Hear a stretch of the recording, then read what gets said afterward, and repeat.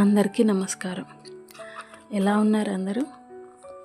ఈరోజు ఒక చిన్న కథ చెప్పుకుందాం. అనగనగా ఒక ఊరిలో రాము అనే విద్యార్థి ఉండేవాడు. ఒకరోజు రాముకి ఒక సందేహం వచ్చింది. వెంటనే తన బడిలో గురువుగారిని ఆ సందేహం తీర్చమని అడిగాడు. సందేహం ఏమిటంటే, గురువుగారు ఎక్కువ మాట్లాడితే మంచిదా, తక్కువ మాట్లాడితే మంచిదా అని.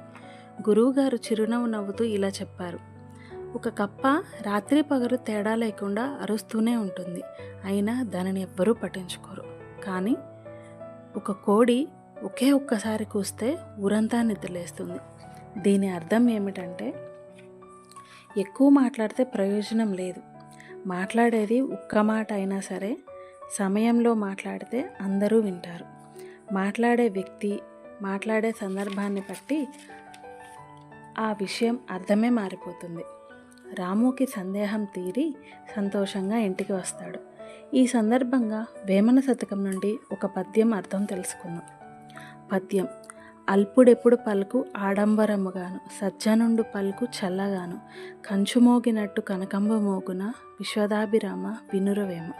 దీని అర్థం ఏమిటంటే, ఎంతో విలువన్న బంగారం చాలా తక్కువ శబ్దం చేస్తుంది. ఏ విలువ లేని కంచు వస్తువులు, ఇనుప వస్తువులు చాలా ఎక్కువగా శబ్దం చేస్తాయి. అలాగే మంచివాడు మాట్లాడితే చాలా చక్కగా, వివరంగా, నిడారంబరంగా ఉంటుంది.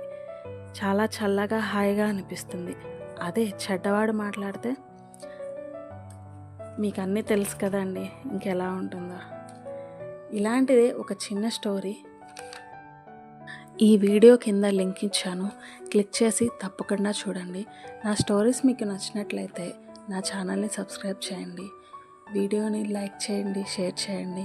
మీ అభిప్రాయాలని కామెంట్ రూపంలో నాకు తెలియచేయండి. Thank you for watching my channel.